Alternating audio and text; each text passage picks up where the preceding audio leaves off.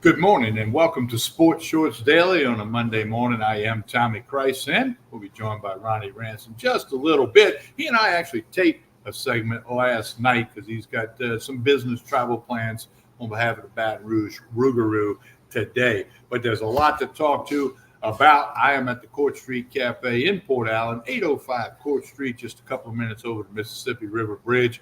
Breakfast, lunch, dinner, full service bar, live entertainment, some of that stuff's coming up. We'll promote all of that for you. Great way to keep up with Court Street Cafe is connect on Facebook and Instagram. They do a great job of getting all the specials out, lunch, dinner, drink specials, whatever it may be.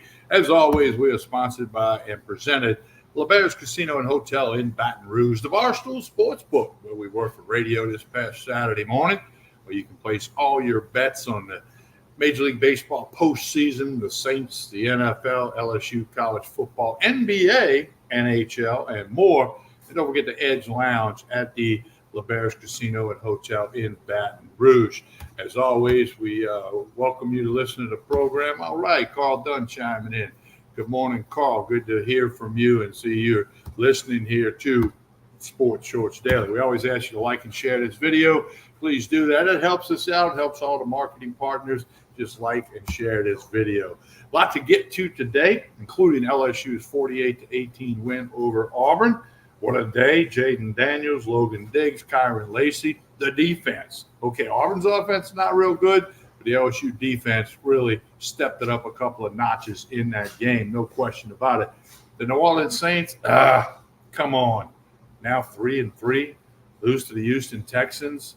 1 touchdown, 2 field goals. By the way, the Saints ran 8 plays inside the 20-yard line of the Houston Texans. Total production, minus 6 yards. 8 plays inside the 20, minus 6 yards was the total. That's not going to win in the NFL, college football, NFL, youth football, middle school football. That doesn't win. Lots of mistakes by the Saints, missed field goals, missed opportunities on 3rd down, 4th down. It was just an awful day for those New Orleans Saints. All right, let's see. Carl Dunn says it's time to clean the house in New Orleans. Okay, I'm glad you bring that up. And Ronnie Ransom and I, we taped the segment last night, and we are going to play that for you here just a little bit. But here's the thing, and Ronnie and I are going to talk about this, but I'll throw it out there quickly. The Saints play Thursday night. This Thursday night, believe it or not, they're 1-point favorite over the Jacksonville Jaguars. Bet the farm on the Jaguars. That's what I say.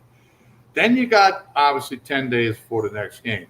In the NFL, if coaching changes are going to be made, be it head coach, offensive coordinator, play calling duties, wherever it might be, there's been a little trend. It happens after a Thursday night game because you got those 3 extra days that you don't always have in the NFL weekly schedule of both practice, meetings, all that stuff. So if something's going to happen, and I don't know that there are, Gail Benson, I don't think she'll fire Dennis Allen, but if that offense is awful again on Thursday night, you might have to figure something out. And if it's going to happen, it could happen there. I've seen enough. We've seen enough to know it's not working, whether that's Derek Carr, whether it's the execution of the plays by the entire offense, the play calling. You can always point fingers. There's always a little something going wrong, okay? No team plays a perfect game. Mistakes are going to be made. But the list of problems for the Saints is huge. All right, Major League Baseball. Jordan Montgomery, what a job for the Texas Rangers last night. On the road in Houston, Rangers hadn't lost a postseason game. Everybody knows I've been a big Rangers fan for a long time. I enjoyed that game last night. Rangers will play again today at 3:30. Come on, MLB. What the hell are you playing a game on a Monday afternoon for? Work? School? Come on. I know you got the Diamondbacks and the Phillies tonight. You don't have 2 games on at the same time, but I think you'd be better off with 2 games on at the same time as opposed to an afternoon game. Okay, the Minute Maid Park's going to be packed in Houston. It was packed last night. It'll be packed today. People will find a way to get to the game. I understand that. But for television purposes, and isn't it all controlled by television? Pretty much so, right? Pretty much so. But we'll talk some baseball after the piece that I played that Ronnie and I recorded last night. So much going on. LSU football, it's homecoming coming up this week against Army. LSU's a 30-point favorite. They're going to play name that score like they did against Grambling. By the way, Brian Kelly, with the win over Auburn, now has 299 career wins. 299 career wins. If and when, and I say yes, they beat Army on Saturday night, that'll be win number 300 in his career, Brian Kelly. No other active coach has 300 wins. None. No Nick Saban, Dabo Swinney, none. He would be the only active coach with 300 wins. Of course, Eddie Robinson, the longtime Grambling legends, got more than that, and there are others that are up there. But active coaches, it would be Brian Kelly. Again, we're at the Court Street Cafe in Port Allen. Need to come over here for lunch. Red beans and rice for lunch today. That's a New Orleans thing. I grew up in New Orleans. I get it. It's always good stuff. But here's the trick. Connect with Court Street Cafe, Port Allen, on Facebook and Instagram. You'll get everything you need to know about breakfast, lunch, dinner, the full service bar, and some live entertainment. Now that the music's nice, I got a great patio out front. I got some other events coming up we'll tell you about on here and on Sports Shorts Radio. We'll tell you about that. That's part of the whole thing with Court Street Cafe. All right, as I mentioned, last night, Ronnie Rance and I took the time to record a segment. A lot of talk about LSU, college football, a lot of talk about the Saints. Ronnie Rance will get his thoughts on whether there could be a coaching change after the Thursday night game. I'm not saying there will be. It just could be, and that's a timing thing in the NFL. Then I'll come back at the end of this piece and talk some more baseball and let you know what else is happening. Sports Shorts Daily will be Wednesday and Friday, 9 a.m. this week, a little bit early. But, of course, you can always play it any time during the day that you have time, lunch, dinner, evening, whatever. It's always on Facebook, YouTube, and Twitter. You can go back, scroll around, and find it and play it at your convenience. Phones ring. You can hit phone rings. You can hit the pause button and then go back to the show. And again, this is important. We say it, but I'm going to repeat it. Like and share this video. That helps our sponsors. That helps the marketing partners. That helps everything we're doing with Sports Shorts Daily and Sports Shorts Radio. Again, Ronnie Rance traveling on behalf of the Baton Rouge Rougarou. They got some big stuff announcements coming up soon, too. We'll tell you about that. Here's Ronnie Rance and I last night recording a piece for you here on the Monday edition of Sports Shorts Daily. We're now joined by Ronnie Rance here on Sports Shorts Daily on a Monday morning, I should say. Ronnie and I taped this little piece last night due to his travel plans, and certainly want to talk about the New Orleans Saints, but we want to start with the LSU Tigers. The convincing win against Auburn, 48-18. They covered the spread. The game went over. Now 5-2 overall, 4-1 in SEC play. Big day again for Jaden Daniels. And I actually saw his name in a couple of columns today about the Heisman Trophy. You know, Charles Hannegriff said on Sports Shorts Daily last week, you win it in November like Joe Burrow did. You win it in Tuscaloosa. You can lose it in October, a la Caleb Williams with Southern Cal, who had a bad night and they got drummed by Notre Dame. But LSU found a way to get it done. Game was never really in doubt. There's no time you're watching that game, you're like, ooh, maybe Auburn can get it together. Ronnie, your thoughts on that convincing win over Auburn? Well, it definitely was probably the Mississippi State game on the road, and this one the most well-played game from top to bottom. This was a game that LSU was a 12-point favorite. Obviously, they won by 30, so they more than covered. They dominated from the start. Auburn kind of was what we thought they were, right? They weren't that good on offense. LSU's offense is rolling. It's clicking on all cylinders, multiple people contributing. Diggs, and we obviously we know about the receiving core. This was Lacey's night to go over 100 yards. Even though he dropped the ball, he seems to give you at least one of those a game. But this offense is on fire, and I don't want to say that the defense has made a move, because Auburn's offense is really not good. But look at the end of the Missouri game. They made two big stops at the end of that game when they needed to, and they hadn't all day long, and they stepped up and made some stops to win the game. They helped their offense win the game in Missouri. And, oh, by the way, Missouri showed out that they're a pretty good team. They pounded Kentucky this past weekend. And then the defense had a good game against Auburn. So hopefully things are trending in the right direction. They're going to kill Army. They're a 30-point favorite on Army this coming week. Army's terrible.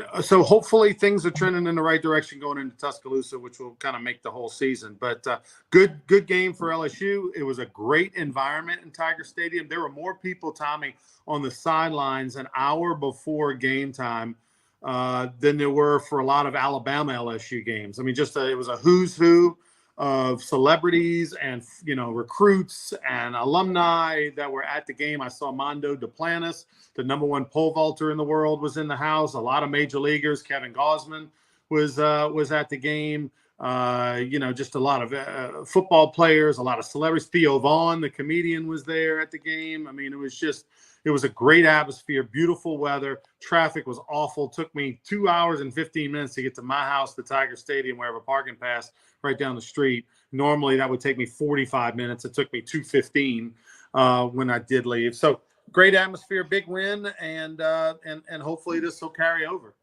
Yeah, if anything, it builds some confidence. Okay, we know Auburn is not, going to beat a lot of people, but it may build confidence in this defense, and confidence is a dangerous thing in sports. I want to go back to the one touchdown pass to Kyron Lacey when he ran the post route from the right side into the south end zone. Daniels looked right, he looked left, he looked to the middle, back to the left, and then hit Lacey because obviously with double teaming Neighbors and Thomas, they were worried about them guys. I mean, that was remember the play when Joe Burrow slid out of the pocket and threw the big gain down the field? That was that kind of a play. It was, not that we didn't think Daniels was good, and he should be in the Heisman conversation, and he is, and time will tell about that. But that was an experienced veteran play, looking off that secondary and then throwing a bullet drop the dime, as they say, to Lacey, who caught it and, barreled into the end zone. So that was pretty cool. Like we said, Logan Diggs, man, that guy has established himself as the guy. He's the dude. You had 4 or 5 running backs they were all talking about, but he's flat the guy right now. There's no question about that. Ronnie, homecoming against Army. I mean, question about the crowd. How big will it really be? But also of note, Brian Kelly goes for his 300th career win. The other night was 299 against Auburn. They're 30.5 point favorites. You're pretty sure they're going to get the win. And that'll be 300 win. No active coaches get that many wins in college football. I actually do think there's going to be a pretty good crowd for the Army game. The weather is expected to be football weather, not too cold, probably just right. And a lot of people, I've had a lot more people, Tommy, than I would expect, that are excited about Army coming to town, sort of to pay homage to, any of the military academies, whether it's Air Force, Army, Navy. There's a respect factor that this community, and I think the state of Louisiana, the LSU fan is traditionally a fan that supports the military, supports the police. And I think that there's that factor to it. There's the respect of Army coming and to show up to say thank you to these players that are going to be serving our country and protecting us in the coming years. So this is not a good Army team. They got beat by Troy handily this past week. This is a team that LSU will cover. If you can get the bet in now, get it now, because the line's just going to continue to go up and away. But then I know there's a bunch of, I'm sure there's going to be tremendous flyovers, and there's going to be, paratroopers and everything else. It's going to be quite the show, I think, to honor our military. Probably the halftime will be a little bit special with the music choices and things like that. So I do think that people will stay for a half until it's a blowout going into the third quarter. And for the record, Army isn't independent. They're not in any conference, and they are 2-4, as you mentioned. I believe it was 19-0. Troy beat them the other night. So we'll keep tabs on LSU following their progress this week, getting ready for homecoming and the game against Auburn, because then it's an open date, and then kaboom, into Tuscaloosa, which could have a whole lot to do with the West. LSU can control their destiny. However, they do need Ole Miss to lose to somebody, which, may or may not happen, probably will, but we don't know that. So, and again, we'll have Sports Shorts Daily for you again Wednesday and Friday. We'll talk more about LSU as that game gets closer. Maybe we'll find out about some of that tribute to the Army and to the troops and all that stuff. It will be a special night, as you mentioned. The one thing I want to talk about with Jaden Daniels and the whole Heisman conversation, I don't think he has any chance of winning the Heisman unless LSU gets red hot and wins out. And, there's going to be plenty of players and quarterbacks that are going to have gaudy numbers. Look at Williams for USC. They got beat handily by Notre Dame, and he had a bunch of interceptions in the game on Saturday, which really hurt his chances to go back-to-back with the Heisman. But, last year USC wasn't a great team, and he won the Heisman. They weren't undefeated or anything. But I think you're going to have lots of quarterbacks, Nix at Oregon, Penix at Washington, Jaden Daniels, others that are going to have gaudy numbers. Remember, Williams' numbers last year was so massive at USC with what he did throwing the football that he was so far ahead of everybody, and there wasn't some obvious choices elsewhere. And so they gave him the Heisman. I think, once a guy gets the Heisman, in order to go back-to-back, extremely hard to do. It's only happened once, right? So, therefore, you've got to really have something special that second year. I think Penix right now, the quarterback for Washington, by virtue of being undefeated and having a big game, coming from behind in the fourth quarter, I'd put him in the number one spot right now to win the Heisman. If someone is going to win the Heisman who's not playing in the playoff, then they're going to have numbers that are just absolutely stupid. And quite frankly, Bo Nix is the guy over at Oregon that would fit that mold at the moment. If Oregon were to win out the rest of the way and him to continue to put the big numbers up a game, his numbers may be in that crazy range. And of course, if Oregon makes a 43-yard field goal, who knows? We might be talking to him about him being in the number one spot at the moment. But it's going to be an interesting Heisman finish. I do think that if Daniels is to have any chance, then they're going to have to beat Alabama in Tuscaloosa and then go shock the world and Georgia and beat Georgia as well. I don't think they're going to give a 3-loss, 4-loss team quarterback in Daniels who will have very good numbers, but there's going to be plenty of other people that have good numbers too. I agree with you. All right, with all the good, we can heap the praise on LSU with their performance Saturday night. We turn to the New Orleans Saints, who were 4 hours down the highway against the Houston Texans. They did get a pick. They picked off C.J. Stroud, his first pick of the year, but they just shot themselves in the foot. The mistakes were just rampant, from missed field goals to opportunities inside the other 40-yard line, going for it on fourth down, couldn't get it done. Camaro with a handful of yards rushing. Carr's numbers aren't terrible, but Saints just didn't get it done, and you point to the offense. 13 points. I mean, that's just not going to win in the NFL. You got to score more than 20 points, and Saints just are awful on offense. They missed 2 field goals. I'm not going to, get mad about missing a 53-yarder, but he missed a 29-yarder, shortest field goal of the year in the NFL. And so that was the crucial miss. Carr threw for 350 yards, but when he needed it, he doesn't extend plays. The thing that aggravates me about Carr is the touch passes, Tommy. When he's pressured, the dump downs, the little 5-yard passes, he just doesn't have the command and the accuracy that we're just so used to for 20 years watching Drew Brees. It's so frustrating because we took for granted when Drew Brees was feeling the pressure, just finding a guy 5 yards and putting it right on his chest, and then at least getting a 4 or 5 yard gain. Carr can't do that. He just can't do it. And the offensive line is atrocious, and 13 points at the end of the day is the deal. And in typical Saints fashion, they get an interception, but then instead of taking a damn knee, you're a middle linebacker. You get an interception and you're a middle linebacker. There was no chance he was going to score a touchdown. Just avoid the contact, take a dang knee in the first quarter. Instead, he fumbles, they get the ball on a first down at the 40, and then end up scoring 4 or 5 plays later, a touchdown, and the Saints fall behind 7-0. C.J. Stroud's going to be a very good quarterback in the NFL. He proved that. He's a good player, really good player. Texans have something there. But the Saints are in a world of trouble, Tommy. But I'll say this. The NFC South is hot garbage, and it's going to come down to the last weekend to see who wins that division between Atlanta, Tampa, and the Saints. It is a garbage division. You're probably looking at a 9-8, winner of that, winning that division. You go 9-8, you're probably going to win the division in the NFC South. Well, and the Saints have a quick turnaround. They play Thursday night in the Superdome against the Jacksonville Jaguars.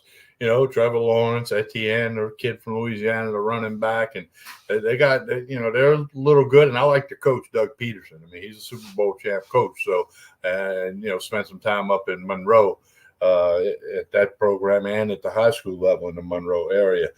Quick turnaround, Thursday night game. If they score 13 or less points again, I don't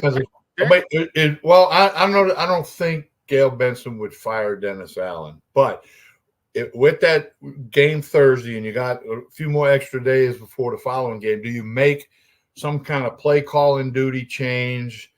Do you replace Pete Carmichael again if the offense just doesn't get it, or is it fall just as much on Derek Carr not being able to perform like everybody hoped he would?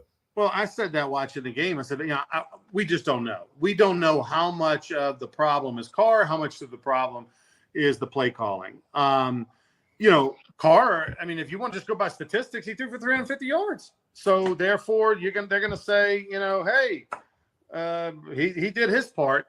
But it's like a 5 o'clock hitter. The old saying, it's easy to home run in the 8th inning when your team's down 6-2. Can you hit a home run in a 3-3 ball game? And I feel like Carr is that guy. Like, I feel like I just feel like, the big plays he just doesn't make when he needs to. But if there's a biggest problem, it's that offensive line. The offensive line is more of a problem than Carr.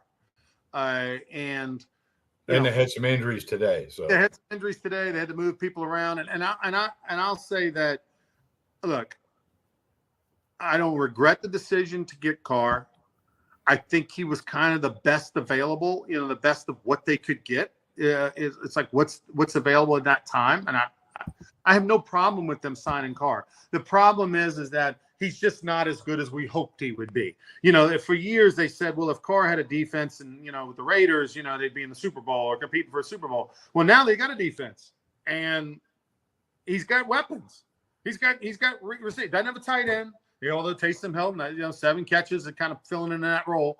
They're limped off, but he's a good quarterback. He's a solid quarterback. I don't know. What would you put him, Tommy? 15 to 20th in the league? Somewhere in that range? 15? Yeah, 15? That sounds correct. Yeah, I'll go with that. He's just not a top 15 quarterback. He's not an elite quarterback. He's not let's put it on his shoulders, we're going to the playoffs quarterback. He's not the guy that you want, you got to go 80 yards in 3 minutes and 20 seconds, to get the winning touchdown, or go a little shorter than that, get a winning field goal. He doesn't appear to be that guy. Yeah. And you can't miss a 29-yard field goal. You can't be as terrible as they are on offense. I mean, red zone issues have been a problem for the Saints all year long. They played well enough to win, but they also played well enough to lose. It's a maddening game, frustrating game. They're going to look back on. To me, this was a game they could have won, even though the Texans take nothing away from them. They're an up-and-coming team. They got a good young quarterback. They deserve to win this game, but this is one the Saints could have stolen. They had a lot of woulda, coulda, shoulda in this game.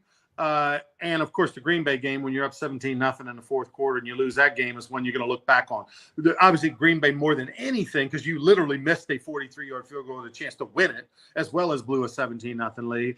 This one is a mess. But the division is a mess, and the Saints still have everything in front of them. I do not believe they're going to fire the coach if they lose to the Jaguars. I don't think any of that. I don't think it's that type of organization. And I don't know that that's that kind of fix. Like, I think if they really felt like that's the problem, but I don't think it is. I think the Saints can right the ship with their schedule and still somehow get to 8 or 9 wins, which may be enough to win a division. And if I had a bet of Diet Coke on it, I don't think they'll do anything either. But I bring it up because you have the Thursday game, and you got a couple of extra days that you don't always have on a weekly basis in the NFL.